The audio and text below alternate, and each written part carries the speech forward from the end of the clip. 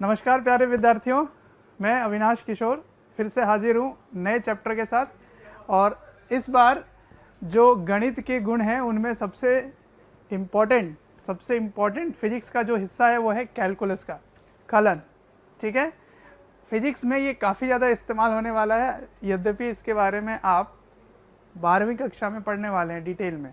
ठीक है, डिटेल में इस कैलकुलस को पढ़ोगे, लेकिन कैलकुलस यानी कि कलन पहले ही ज़रूरत पड़ जाती है फिजिक्स में, इसलिए मैं आपको थोड़ी सी आइडिया दे देता हूँ इस चैप्टर के बारे में और ये कैसे काम होता है, इसके नियम क्या हैं वगैरह वगैरह। ठीक है, चलो तो इसको शुरू करने से पहले, कलन शुरू करने से पहले मैं कुछ दो बातें बताना चाहूँगा। एक है अचर। अचर का मतलब क्या होता है? कांस्टेंट। ठीक है ना, कांस्टेंट वैल्यू को बोलते हैं अचर। क्या है? यह स्थिर वास्तविक संख्या होती है जिनका मान अपरिवर्तित होता है, जिनका मान परिवर्तित नहीं होता। जैसे 3 है तो 3 ही रहेगा, -1 है तो -1 ही रहेगा। ठीक है, लॉग के चैप्टर में आपने सीखा होगा कि ई एक नियंतांक होता है, एक स्थिर, एक अचर, एक वैल्यू है जिसकी मान होती है 2.6 के आसपास, 2.7 2.6 के आसपास होता है ई का मान, तो वो भी मान फिक्स है ना। जैसे पाई का भी मान फिक्स है, तो ये सब क्या हो जाएगा? अचर। लेकिन एक चर है जिसको परिवर्तनशील भी कहते हैं, वो है वेरिएबल, जिसकी वैल्यू चेंज हुई, वो कांस्टेंट है, ये वेरिएबल है। ठीक है, इसको बोलते हैं वेरिएबल। वेरिएबल क्या है? वह राशि जो परिवर्तित होती रहती है अथवा वह राशि जो परिवर्तनशील होती है चर कहलाती है। ठीक है, तो ऐसी राशि जो या तो परिवर्तनशील हो, परिवर्तन दिखाए, या वो परिवर्तित होते रहे, उस प्रकार के राशि को क्या बोलेंगे? चर बोलेंगे। ठीक है ना, यानी कि वेरिएबल बोलेंगे। अब चरों के प्रकार हैं, ठीक है ना, तो दो प्रकार हैं, एक है स्वतंत्र चर, एक है परतंत्र चर। ठीक है, तो एक है इंडिपेंडेंट वेरिएबल, इंडिपेंडेंट वेरिएबल जो स्वतंत्र है, और एक है डिपेंडेंट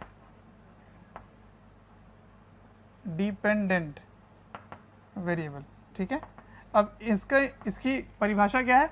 स्वतंत्र का मतलब आपको पता ही है, जिनका मान अन्य राशियों पर निर्भर नहीं करता, जिनका मान अन्य राशियों पर निर्भर नहीं करता वह होता है स्वतंत्र चर। ठीक है, अच्छा, और परतंत्र चर क्या है? परतंत्र चर स्वतंत्र चर के परिणामों के द्वारा प्राप्त किए जाते हैं। ठीक है, इसकी परिभाषा मैं उदाहरण से समझाता हूं आपको। जैसे मैं लिख रहा हूं y बराबर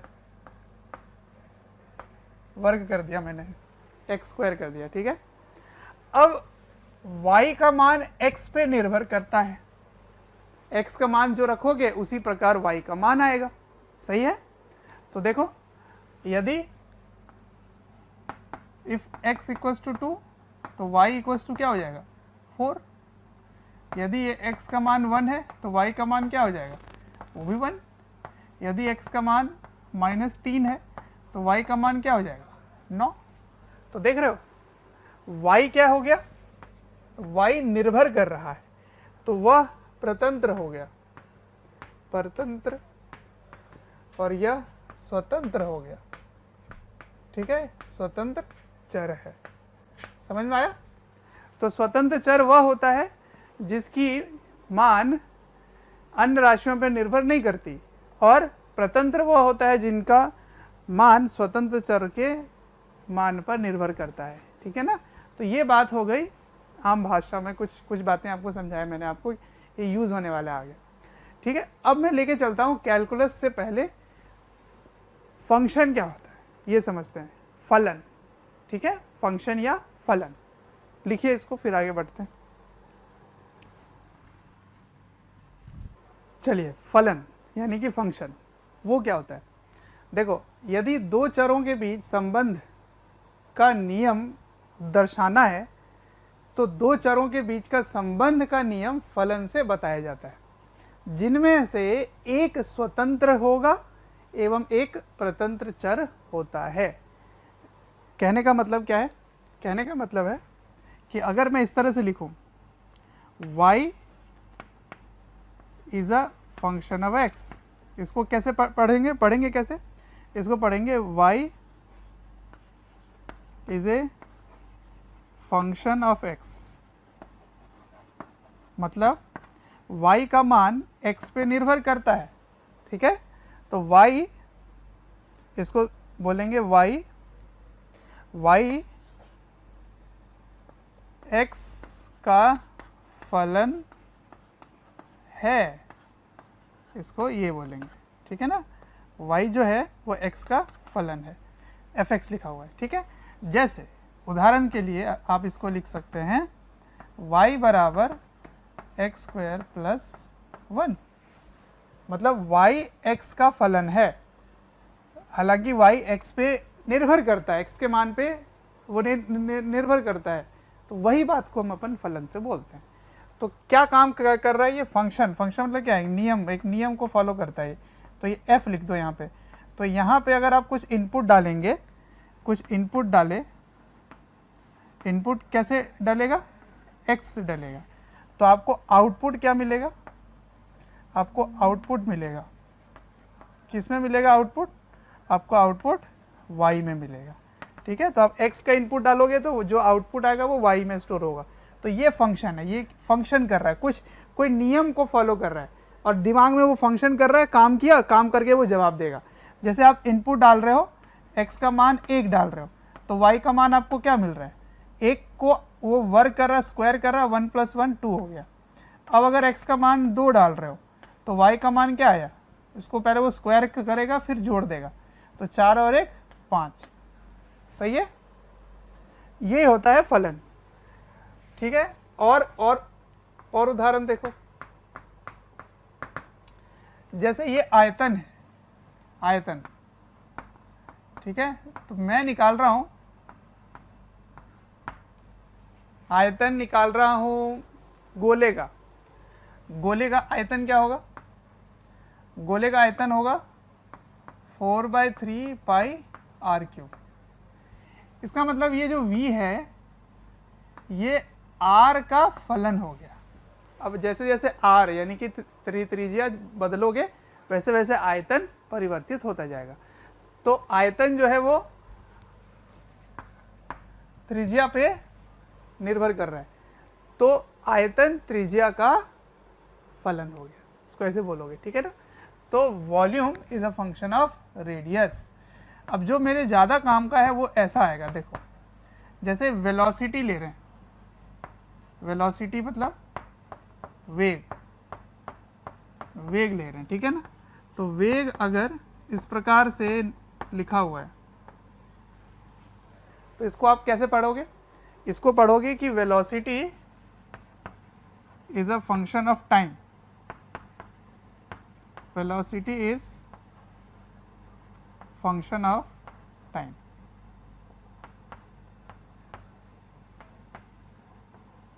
टाइम का फलन है वेग।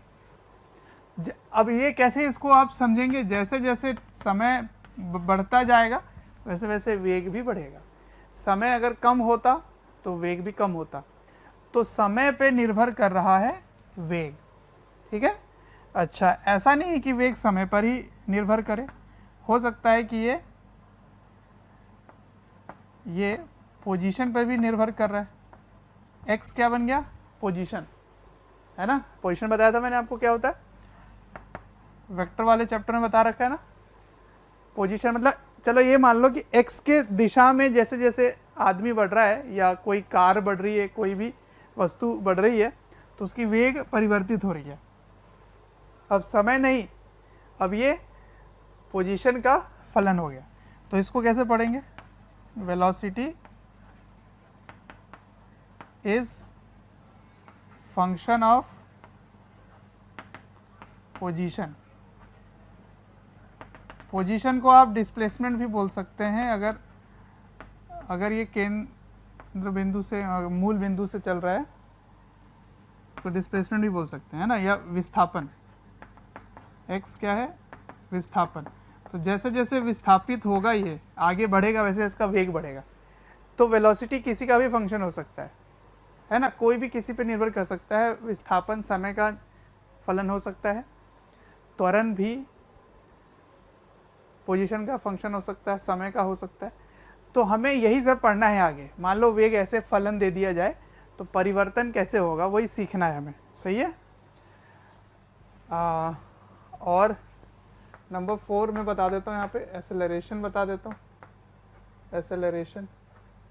एक्सेलरेशन का मतलब होता है त्वरण।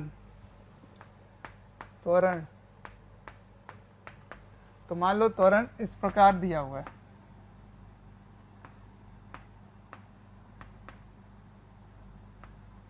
ऐसे दिया हुआ है, तो क्या बोलोगे? Acceleration is a function of time. Acceleration is function of time, ऐसे लिखोगे, पूरा लिखने की जरूरत नहीं है ना। इसको लिख सकते हो फंक्शन ऑफ टाइम, इसको लिख सकते हो इस तरह से फंक्शन ऑफ पोजीशन, ठीक है। अब मान लीजिए बल है, क्या है? एक बल, फोर्स है ना, बल है। तो बल भी इस प्रकार से लग रहा है कि वो समय के साथ परिवर्तित हो रहा है ना, 4t-1 ऐसे लग रहा है कुछ, ऐसे मान लो। तो ये बल समय का फलन बन गया, तो इसको लिखोगे force is a function of time, है ना। आगे मैं ये सब इस्तेमाल करने वाला हूँ, इसलिए मैं आपको सिखा दे रहा हूँ कि ये सब का मतलब क्या होगा। ये समय का फलन है, विस्थापन का फलन हो सकता है, ये ऐसे भी हो सकता है, हाँ, 4x+5, ठीक है। तो ये क्या होगा? फोर्स जो है वो विस्थापन का फलन हो गया, सही है। तो ऐसे फलन की जरूरत पड़ेगी। फलन के बारे में आप फंक्शन के बारे में 12वीं कक्षा में डिटेल में पढ़ते हैं गणित में, ठीक है। यहाँ बस अगर ये लाइन में इस्तेमाल करता हूँ y is a function of x, या सवाल में लिखा हुआ है कि velocity is a function of time, या velocity is a function of position, या इसको हिंदी में लिखा मिलेगा वेग समय का फलन है, वेग विस्थापन का फलन है ना, या स्थिति का फलन है, या बल समय का है, विस्थापन का है, किसी प्रकार से दिया जाए, तो इसका मतलब क्या होगा पहले ये समझना। फलन का मतलब है निर्भर कर रहा है उस पर, जैसे जैसे परिवर्तित होगा समय वैसे वैसे बल भी परिवर्तित होगा, जैसे जैसे विस्थापन परिवर्तित होगा वैसे वैसे बल भी परिवर्तित होगा। त्वरण हो सकता है, वेग हो सकता है, विस्थापन भी हो सकता है जो समय पर निर्भर करे, ठीक है। तो ये सब फलन की जरूरत पड़ेगी वहाँ पे। तो फलन समझ में आया। अब शुरू करेंगे डिफरेंशिएशन। डिफरेंशिएशन क्या होता है? डिफरेंशिएशन में आपको बताता हूँ, लिख लीजिए इसको जल्दी से। थैंक यू डियर स्टूडेंट्स, हमें ढेर सारा प्यार देने के लिए। डेली हज़ारों स्टूडेंट्स हमारे वीडियोस से लाभ उठा रहे हैं, उनको काफ़ी बेनिफिट पहुंच रहा है हमारे वीडियो लेक्चर से। आपसे एक रिक्वेस्ट है कि डिस्क्रिप्शन बॉक्स पे एक लिंक है, उस लिंक को क्लिक करें और अपनी एनरोलमेंट सुनिश्चित करें। और साथ ही जिनको स्टडी मटेरियल या फिर डाउट सेशन चाहिए वो प्रीमियम कोर्सेज़ के लिए भी एनरोल कर सकते हैं, ठीक है। अब नेक्स्ट टॉपिक है डिफरेंशिएशन। डिफरेंशिएशन का मतलब अवकलन। अब ये क्या चीज़ है? फिर से मैं आपको एक फलन लेके चलता हूँ, उदाहरण से समझाता हूँ इस बात को। y(x²+1) ले लिया मैंने, ठीक है। तो यदि x का मान 1 है तो y का मान क्या है इस जगह? 2। यदि x का मान मैंने ले लिया 3 तो y का मान क्या है यहाँ पर? y का मान है 3 का स्क्वायर प्लस 1, 10, ठीक है। तो बताओ x में कितना परिवर्तन है? इस ये जो सिंबल बनाया मैंने इसको परिवर्तन बोलते हैं, परिवर्तन, ठीक है ना। इस चित्र का मतलब है कि मैंने ऐसे त्रिभुज जैसी रेखा बनाई है, इसका मतलब है इसको बोलेंगे डेल्टा। डेल्टा का मतलब चेंज, परिवर्तन, ठीक है। और ये बड़ा सा चेंज, इसको बड़ा चेंज बोलेंगे। तो इसको कैसे लिखोगे आप? इसको लिखोगे x2 माइनस x1। तो कितने का परिवर्तन आया? 2 का। तो बताओ y में कितना परिवर्तन आया? तो y में y2 माइनस y1 का परिवर्तन आया, तो 10 में से 2 घटा दोगे तो क्या आ जाएगा 8, ठीक है। अच्छा, अब अगर मैं ऐसे बोलता कि x का मान तो ठीक है 1 है, y का मान 2 है, लेकिन x2 मैंने लिया बहुत छोटा सा 0 0 1, तो y2 का मान देखो तो क्या होगा, y2 का मान होगा 1 0 0 1 का वर्ग प्लस 1, और इसको निकालना बहुत मुश्किल का काम है ना, इस तरह से निकालोगे तो बहुत मेहनत लगेगा। मान लेते हैं इसका मान है 0 0 3, मान लेते हैं क्योंकि मैं आपको सिखाना चाह रहा हूँ, मान लेते हैं ये मान है। तो अब देखना जरा x में क्या चेंज आया, x में चेंज आया 1.001 को घटाओगे 1 से तो कितना आ जाएगा 0 0 1, इतना चेंज आया। देख रहे हो ये x में बिल्कुल ना के बराबर परिवर्तन है, तो इसको बोलोगे स्मॉल चेंज। स्मॉल चेंज मतलब छोटा सा परिवर्तन, छोटा अंतर बोल सकते हो, ठीक है ना, स्मॉल चेंज। इसी छोटे चेंज को लिखते हैं dx।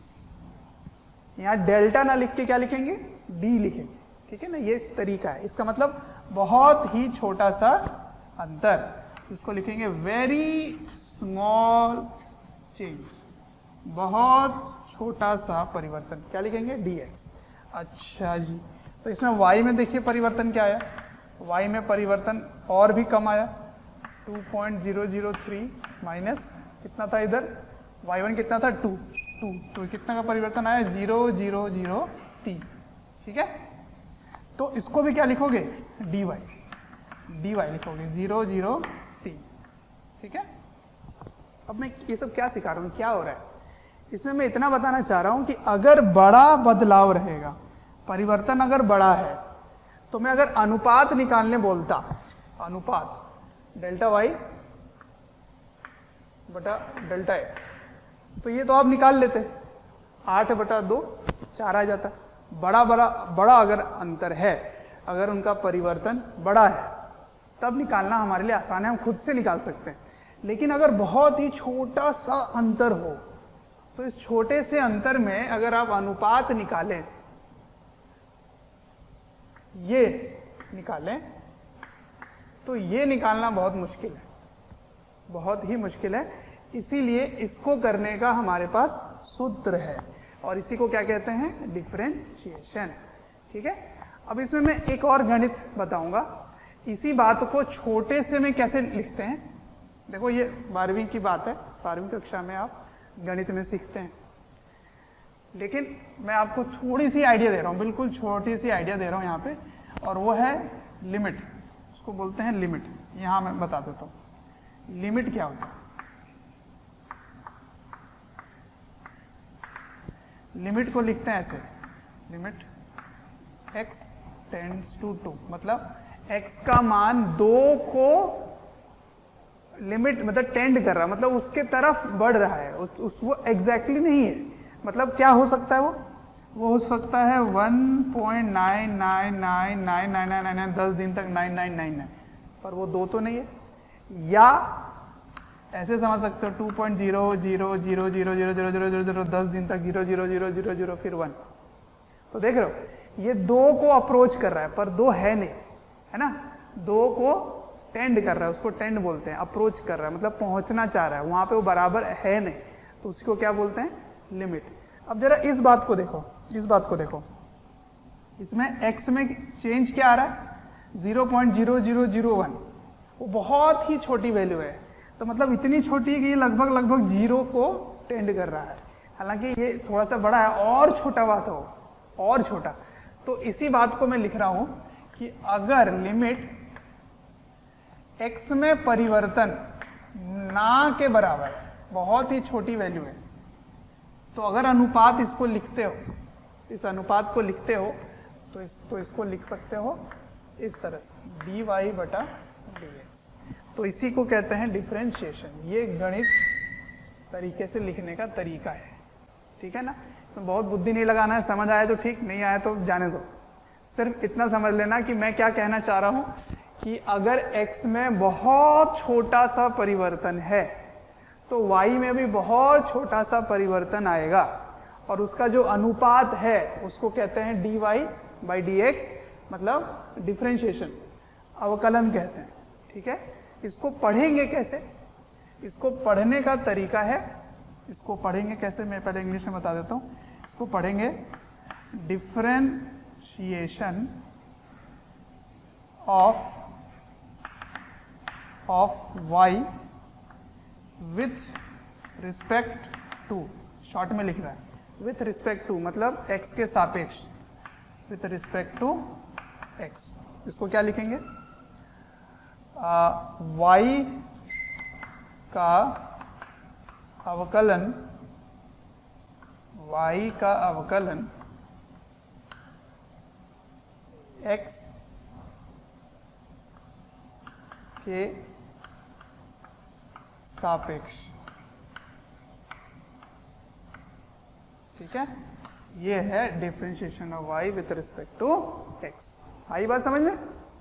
अब मैं आपको बात बताता हूं कि इस प्रकार के अनुपात को, इस प्रकार के dy/dx को कैसे निकालें। जैसे इसमें बहुत छोटा सा अंतर मैंने डाला, तो इसमें आप गुणा करोगे या वर्ग करोगे, मान लो 3 होता, इसकी घात 3 होता, तो कैसे करते? बहुत मेहनत का काम है। तो गणितज्ञ ने क्या किया, जो मैथमेटिशियन है उन्होंने इसका कुछ सूत्र निकाल रखा है। ठीक है, अब y कैसा फलन है, y किस प्रकार का फंक्शन है, उस प्रकार से अलग अलग नियम बना रखे हैं। तो मैं आपको नियम बताता हूँ, ठीक है ना, क्या सूत्र है, क्या नियम है अवकलन के। मैं बस आइडिया दिया कि ये होता है अवकलन। अवकलन को कैसे समझोगे? परिवर्तन का अनुपात है, सही है। चलो इतना लिख लो, फिर मैं आपको सूत्र बताता हूं। चलो, तो मैं फिर से उस बेसिक सी बात को वापस लिखता हूं यहां पर कि dy/dx का क्या मतलब हुआ। पहले इसको मतलब समझ लेते हैं। इसको पढ़ेंगे differentiation of y with respect to x। ये तब होगा when y is a function of x। जब y x का फलन होगा तभी आप x के सापेक्ष इसके अवकलन निकाल सकते हैं। ठीक है, मान लीजिए नोट कर देता हूं यहां पे नोट। मान लीजिए y t का फलन है, तो फिर dy/dx नहीं लिखोगे, फिर क्या लिखोगे? dy/dt, t का फलन है। ठीक है ना, उसी प्रकार में कह सकता हूं यहाँ पे उदाहरण के लिए, जैसे वेग जो है वो समय का फलन है। जैसे कुछ ऐसा है 2t + 5, ऐसा है कुछ। तो अब यहाँ लिखेंगे dv/dt, क्योंकि y की जगह v हो गया, x से t हो गया, dv/dt लिखेंगे। ठीक है, और कोई चीज नहीं चलेगा। और एक उदाहरण, मान लीजिए ये x का फलन है, मतलब विस्थापन 2x³ + 5x, कुछ ऐसा है, मतलब x के साथ वो बढ़ रहा है। ठीक है, तो फिर आप इसको लिखोगे dv/dx, ऐसे लिखोगे। ठीक है ना, differentiation of v with respect to x, x के सापेक्ष उसका अवकलन होगा। करेक्ट। तो सबसे पहले फलन देखना होता है आपको, किसका फलन है, उसी के सापेक्ष आप उसको अवकलन निकालते हैं। चलिए, तो अब मैं आपको कुछ रूल्स बता देता हूँ कि कौन कौन से सूत्र हैं जिनको आप सीधा सीधा यूज करेंगे। Rules of differentiation. प्यारे बच्चों, जब मैं कमेंट सेक्शन में जाता हूँ तो कुछ ऐसे लाइन हैं, कुछ ऐसे कमेंट्स हैं जो काफ़ी कॉमन है, और वो ये हैं कि सर एक इस चैप्टर का इस टॉपिक के बारे में वीडियो बना दें, या इस टॉपिक को थोड़ा सा इलेबोरेट करके समझा दें। तो प्यारे बच्चों, मैं आपसे रिक्वेस्ट करना चाहता हूँ कि सबसे पहले तो हमारे चैनल को सब्सक्राइब करें और बेल आइकन को हिट करें। इससे क्या होगा कि कोई भी नोटिफिकेशन आप मिस नहीं करेंगे। मैं ये इसलिए कह रहा हूँ क्योंकि जिस टॉपिक के बारे में आप पूछ रहे होते हैं या आप रिक्वेस्ट कर रहे होते हैं, वो हमारे चैनल्स में ऑलरेडी वीडियोज़ हैं। आप अगर चैनल विजिट करेंगे तो प्लेलिस्ट भी बने हुए हैं, और प्लेलिस्ट से आप अपने जो डिमांड है, जो आपके पर्टिकुलर टॉपिक्स हैं, उनको आप विजिट करके पढ़ सकते हैं। ठीक है, रूल्स ऑफ डिफरेंशिएशन देखते जाइए। सबसे पहला रूल, मान लीजिए आपका जो फलन, देखिए फलन जैसे जैसे परिवर्तित होगा सूत्र भी परिवर्तित होता जाएगा।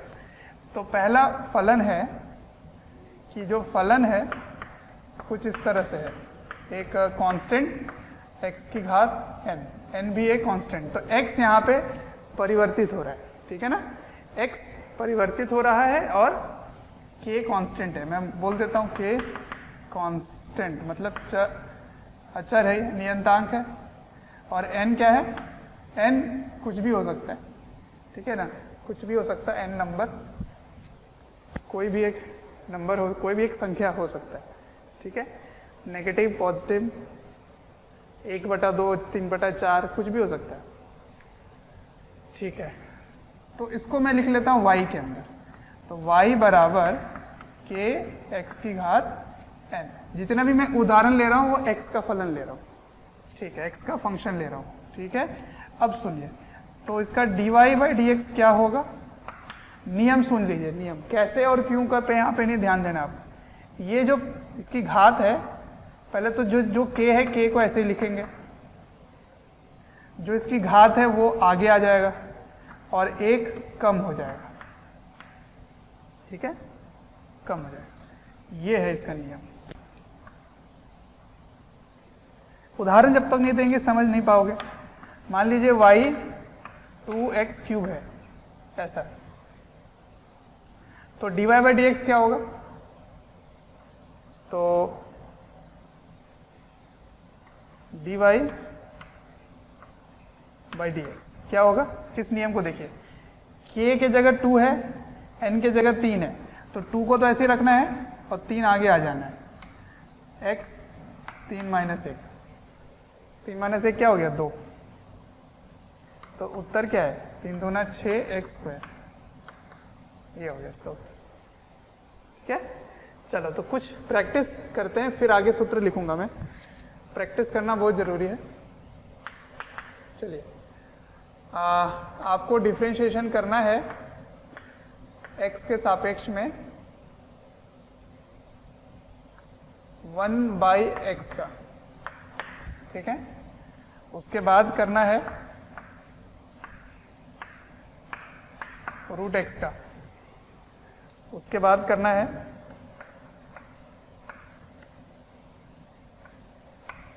तीन बटा 2 का, करके दिखाइए, कोशिश कीजिए। आ गया उत्तर, देखिए इसको कैसे लिखोगे, x की घात -1 लिखोगे, ठीक है। अब ये सूत्र में आ गया, देखो तो k की जगह कुछ नहीं है तो 1 है, n की जगह -1 है, तो नियम क्या कहता है, n को सामने ले आओ और उसके बाद इसको कम कर दो, तो ये क्या बन गया -1/x², ठीक है। अब इसको कैसे लिखोगे, इसको लिखेंगे x की घात 1/2, x की घात 1/2। अब जब इसको डिफरेंशिएशन करोगे तो 1/2 आगे आ जाएगा और -1, तो क्या आ गया उत्तर 1/2 x की घात -12। अब -12 को क्या लिखोगे, पहले तो वो नीचे आएगा और उसके बाद रूट बन जाएगा, तो क्या इसको ऐसे लिख सकते हैं 1/2 √x, सही है। अब मैं क्या कह रहा हूं आपको, इसको एक सूत्र बना के याद कर लो, कैसे कि अगर मैं डिफरेंशिएशन 1/x का करूंगा तो उसका उत्तर आएगा 1/x²। अगर मैं डिफरेंशिएशन √x का करूंगा तो उसका उत्तर क्या आएगा 1/2 √x, ठीक है। ये सूत्र बना के याद कर लो क्योंकि बहुत ज़्यादा इस्तेमाल होने वाला है। चलो इसके लिए कुछ नहीं याद करना आपको, ये मैंने उदाहरण ही लिया था, ये पहला है, ये दूसरा है और ये तीसरा है। बताइए क्या उत्तर आया। सबसे पहले तो इसको आगे ले आइए, फिर इसको एक कम कर दीजिए, तो कम करने पे क्या उत्तर आया 3/2 x की घात 1/2, ठीक है। मतलब रूट एक्स हो गया ये उत्तर है। इसको कुछ नहीं याद करना सूत्र बना के। तो छोटे छोटे फॉर्मूले हो गए। अब मैं आपको और भी कुछ लेके दिखाता हूँ, दूसरे फलन को लेके चलता हूँ। अगर इस तरह फलन नहीं है, कोई और फलन है, ठीक है, तो बताता हूँ नियम क्या होगा। इसको लिख लो। चलिए अब अगले नियम की तरफ बढ़ते हैं। दूसरा नियम देखो। अब मान लो जो फलन है वो फलन है log जिसकी बेस e है x, ये फलन है, और इसको आप डिफ्रेंशिएशन कर रहे हो, ठीक है। तो इसका क्या उत्तर होता है 1/x, ठीक है। ये नियम है, तो नियम आपको फॉलो करना ही है। उसके बाद अगर e की घात x का डिफ्रेंशिएशन है तो इसमें कोई परिवर्तन नहीं होगा। इसी में मैं साथ साथ बता देता हूं कि अगर e में कोई कांस्टेंट मल्टीप्लाई में हो, ठीक है, तो इसका होगा k e के पावर में kx। ये मैं प्रूफ बता दूंगा आगे कैसे आता है ये सब। हाँ, लेकिन इनके कोई प्रूफ नहीं है, ये आप पढ़ेंगे गणित में। देखो अब जो फलन है वो ट्रिग्नोमेट्री वाले हैं, त्रिकोणमितीय वाले। मान लो ये कि x है, ऐसे मतलब x यहाँ पे गुणा में है, कोई एक नंबर है, तो साइन का होगा cos। पहले तो ये समझ लीजिए, साइन का क्या होगा cos। यहाँ लिख देता हूँ मैं, साइन का होगा cos। साइन x है तो cos k है। अब ये k अंदर में है तो यहाँ पे गुणा कर दोगे, ये नियम, इस नियम को आपको फॉलो करना है, ठीक है। अगला, अब अगर cos है, cos, तो cos का क्या होना चाहिए बताइए। अगर साइन का cos है तो cos का क्या होगा, साइन होगा, लेकिन साइन में एक माइनस आ जाएगा, और क्योंकि ये k है तो k को गुणा कर दीजिए, तो साइन kx, ठीक है। नंबर 6। अब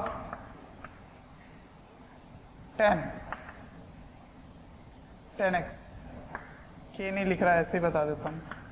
तो इसका उत्तर क्या हो गया sec स्क्वायर x, ठीक है। कैसे क्यों ये सवाल मत करें आप, ये सब प्रूफ जो है वो गणित में मिलता है आपको, सूत्र है ये। अगर होगा तो ऐसे ही करेंगे, ऐसा कुछ नियम है, ठीक है। तो ये सब नियम हो गया। चलिए अब अगले नियम को देखिए। अगर कॉट है तो ये होगा माइनस कोसेक स्क्वायर, ठीक है। उसके बाद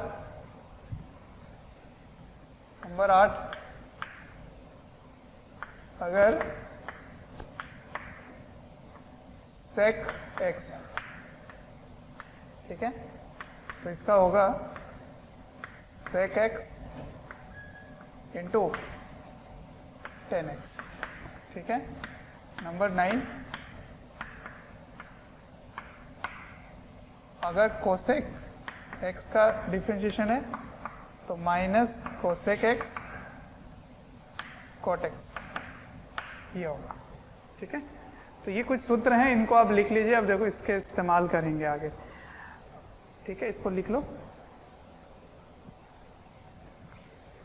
अब क्या है, जितने भी मैंने फॉर्मूला दिए वो एक फलन था, साइन एक फलन था, लॉग एक फलन था, x की घात n एक फलन था। तो ये 2-3 अलग अलग फलन है, फंक्शन अलग अलग है ना, वो एक फंक्शन, ये फंक्शन, फंक्शन। अब अगर 2-3 फंक्शन एक साथ मिले और उनमें जोड़ हो रहा है, घटाव हो रहा है, गुणा हो रहा है, भाग हो रहा है, तो उनको कैसे हैंडल करेंगे, तो वो मैं सिखा देता हूं आपको। तो सबसे पहले योग का नियम, एडिशन रूल,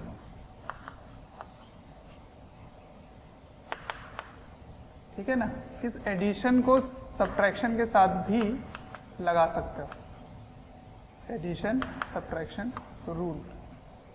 एडिशन समझ रहे हो, योग, योग का नियम, ठीक है ना, जोड़ घटाव दोनों में लगेगा। क्या है समझिए, मान लीजिए u एक फलन है x का, मान लीजिए v एक फलन है x का, ठीक। अब इनको आप जोड़ रहे हो या इनको घटा रहे हो और पूरे में ऐसे डिफ्रेंशिएशन कर रहे हो, तो कैसे करेंगे? तो इसका नियम यह है कि इनको अलग कर दीजिए, du dx, प्लस है तो प्लस, माइनस है तो माइनस, dv dx, अलग अलग करके कर लीजिए, ठीक है।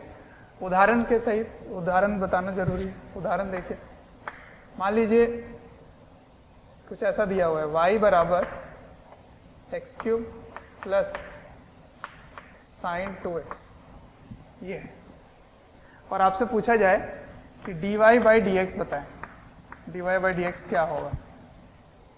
तो नियम क्या कहता है, दोनों को अलग अलग डिफ्रेंशिएट करो, जोड़ है तो जोड़ लगा देना, तो एक्स क्यूब का डिफ्रेंशिएशन क्या हो जाएगा 3x स्क्वायर, जोड़ है तो प्लस साइन 2x का क्या होगा 2 आगे आ गया और कॉस 2x, बस यही नियम सिखाना चाह रहा हूँ मैं आपको, सही है। जोड़ है तो जोड़, घटाव है तो घटाव। अब आइए दूसरे नियम में, दूसरा हो गया, तीसरे में आते हैं, गुणन, प्रोडक्ट रूल, ठीक है। प्रोडक्ट रूल मतलब गुणन नियम, गुणन नियम क्या होगा, प्रोडक्ट रूल क्या होगा? देखिए ध्यान से, मान लीजिए उन्हीं u और v को मल्टीप्लाई करके हमसे पूछ रहे हैं वो, ऐसे, ठीक है।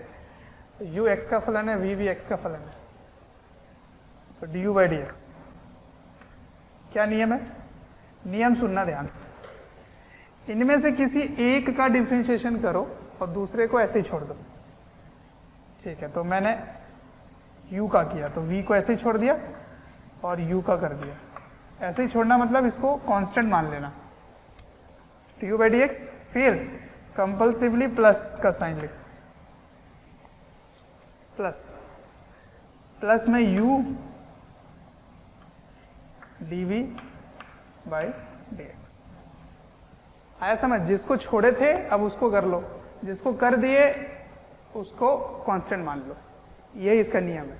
तो फिर से एक उदाहरण से समझा देता हूँ, यहाँ पर इन्हीं को ले लेता हूँ, y बराबर एक्स क्यूब साइन 2x, ये है। तो इसको कैसे करोगे?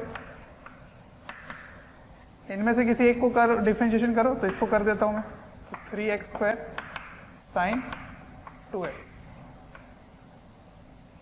ठीक है, प्लस प्लस, अब जिसको डिफरेंशिएट किए थे उसको ऐसे ही छोड़ दो, साइन 2x का डिफरेंशिएशन करो, तो एक्स क्यूब को ऐसे रख दिया, अब साइन 2x का डिफरेंशिएशन क्या होगा 2 कॉस 2x, बस एक ही लाइन में हो गया डिफरेंशिएशन, समझ में आया? तो ये प्रोडक्ट रूल होता है। अब डिवीजन, भाग, तो उसको बोलते हैं कोशेंट रूल, कोशेंट रूल, ठीक है। तो भाग का नियम,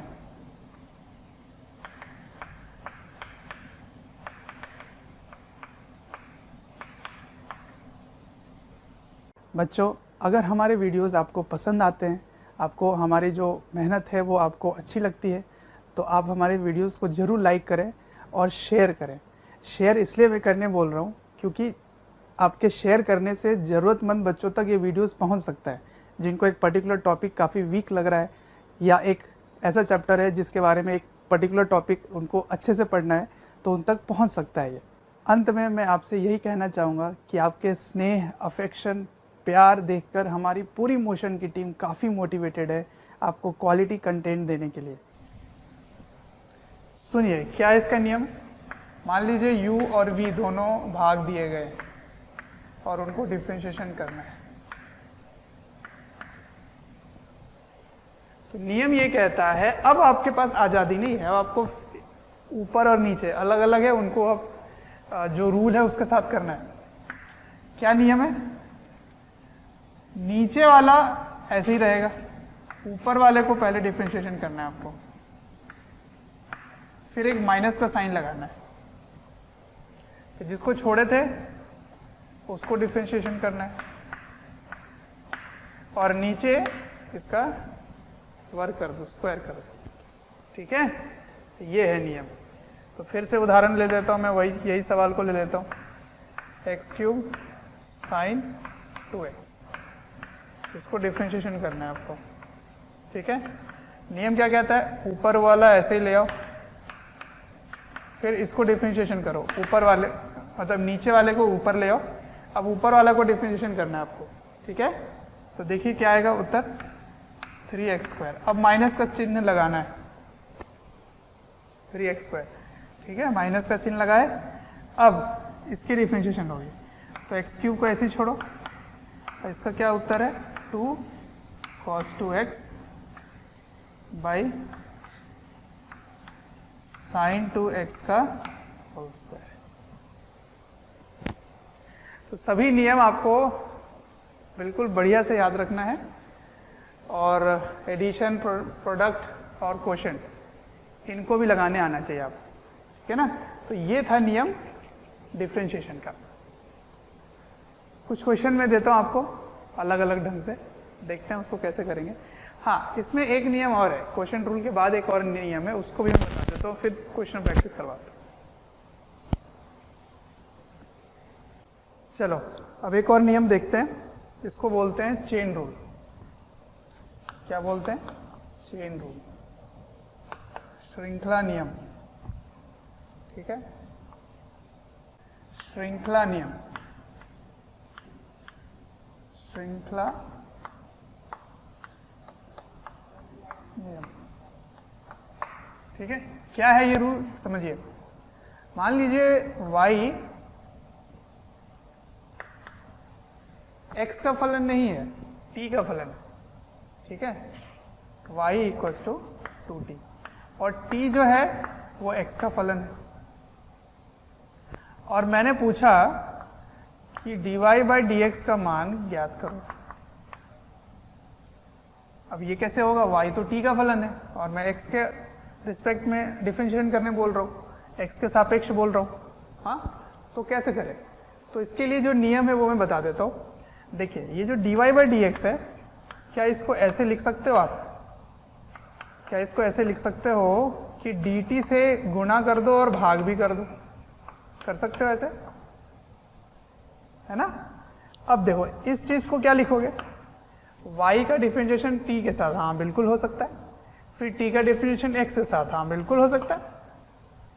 अब बताइए t का डिफरेंशिएशन क्या होगा y के रिस्पेक्ट, y के सापेक्ष में, नहीं y का डिफरेंशिएशन t के सापेक्ष क्या होगा, 2, केवल 2 हो गया, t का डिफरेंशिएशन 1 हो गया, इनटू dt बाई dx, इसको x के सापेक्ष करो तो क्या होगा, 2x, तो इसका उत्तर क्या हो गया, 4x।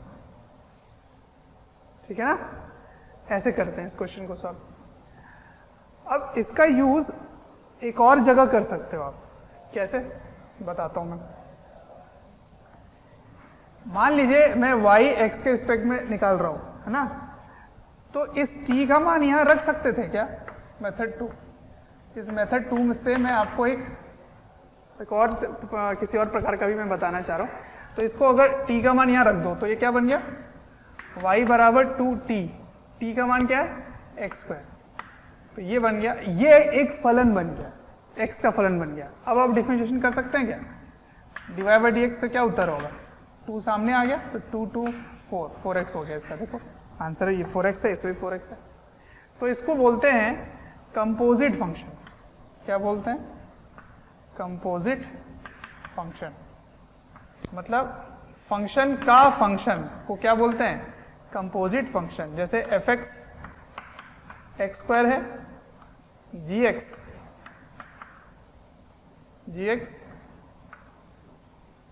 2x है। ठीक है, तो f ऑफ gx क्या होगा, इसके जगह रख दो तो 2x का होल स्क्वायर मतलब 4x², ये हो गया f ऑफ gx। अगर मैं आपको बोलूं g ऑफ एफ एक्स बताओ, तो g ऑफ एफ एक्स क्या होगा? 2 इंटू एक्स स्क्वायर, ये हो जाएगा g ऑफ एफ एक्स। तो अगर ऐसे कोई फलन है तो इनको कैसे डिफरेंशिएशन करेंगे? तो इसके लिए मैं पहले क्वेश्चन देता हूं, फिर आपसे पूछता हूं। जैसे y इक्वल्स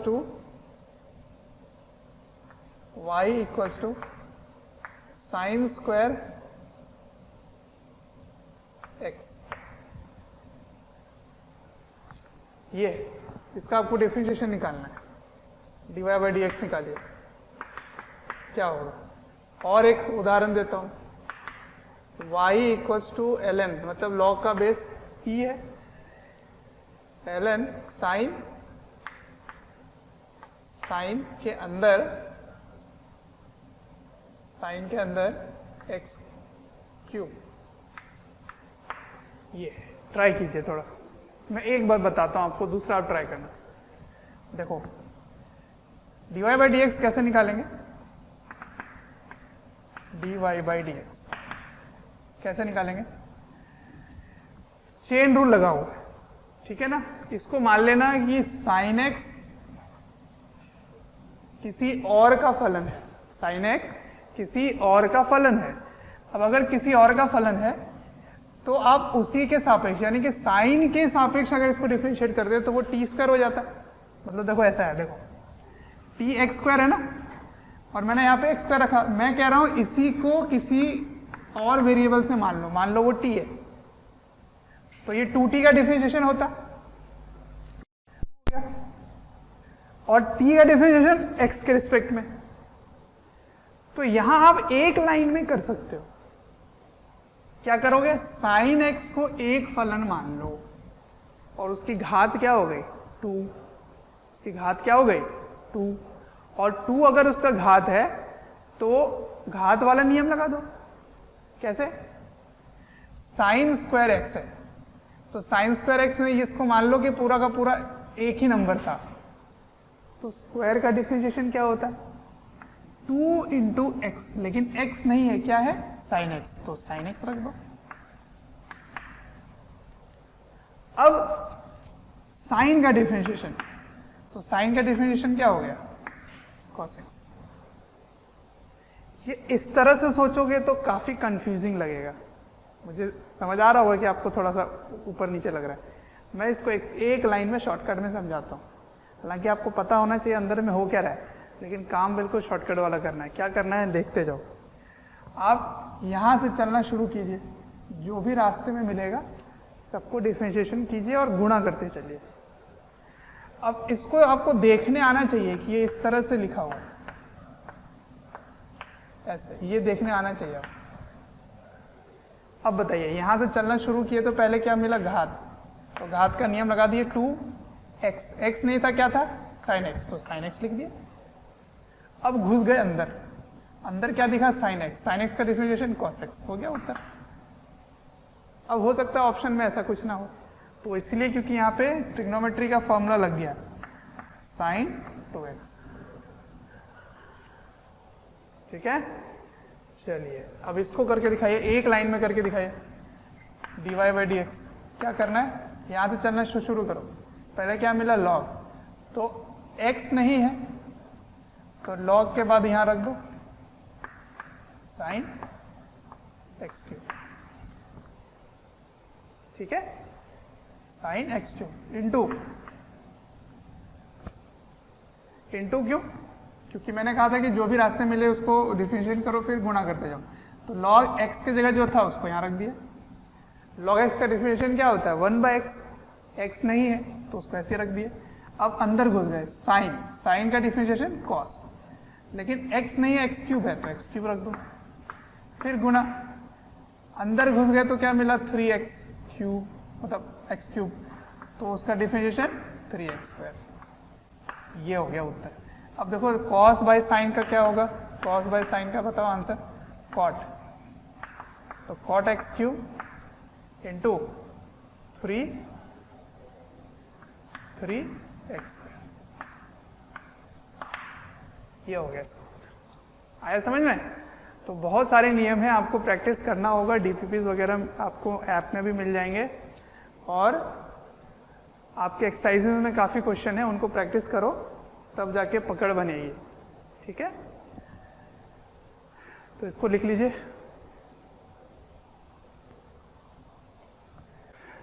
एक इम्पॉर्टेंट सा पॉइंट बताता हूँ मैं आपको। मान लीजिए एक अचर है, कांस्टेंट है, ठीक है, कांस्टेंट का डिफरेंशिएशन करना है आपको। तो उदाहरण ले लेता हूँ मैं, डिफरेंशिएशन ऑफ के, केवल के का करना है। कांस्टेंट कैसे पता चलता है? जिसके सापेक्ष आप डिफरेंशिएशन कर रहे हैं उसके सापेक्ष में उसका कोई परिवर्तन नहीं है या वो उसका फलन ही नहीं है। x के परिवर्तन होने से k में कोई फर्क नहीं पड़ा तो वो कांस्टेंट हो गया।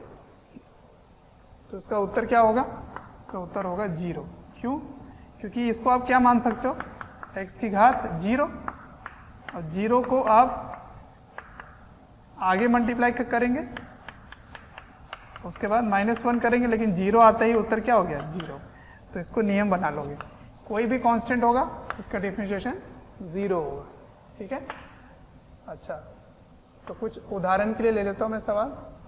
y बराबर log x², इसको डिफरेंशिएट करो। ये हो गया पहला नंबर।